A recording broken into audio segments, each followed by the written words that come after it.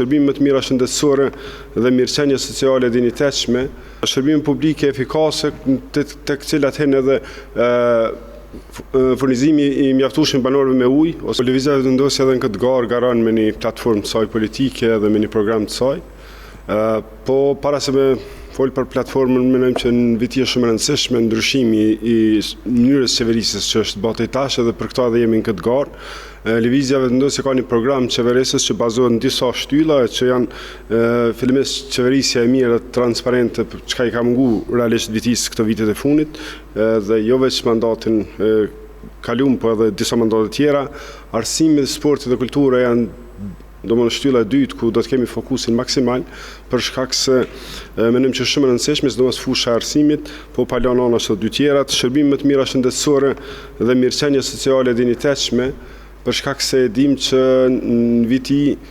shumë prej ambulantave që janë aktualisht ose nuk punojnë fare ose janë pa mjek, vetëm me infermier, shërbime publike efikase tek cilat hen edhe furnizimi i mjaftueshëm banorëve me ujë, ose furnizimi në fakt, sepse shumica banorëve nuk kanë çastë ujë të pishëm, po sigurisht trajtimi i ujëravzeza, menaxhimi i mbeturinave, gjithta këto. Planifikimi urbanistik dhe infrastruktura është një prej shtyllave tjera ku ne do të kemi fokusin e veçantë, për arsye se në viti ka një kaos urban, edhe kjo jo rastësisht, realisht kjo është bën vitet e fundit kështu me një paramendim, po besoj edhe një moskujdes total,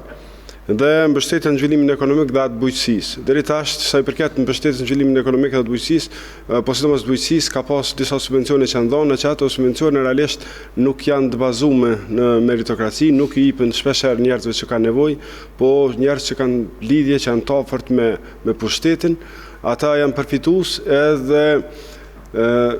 realisht ato pastaj i shesin të njëjtat makineri që i marrin ose edhe serat i shesin te dikush tjetër. Kjo është diçka që nuk duhet me ndodhë në viti.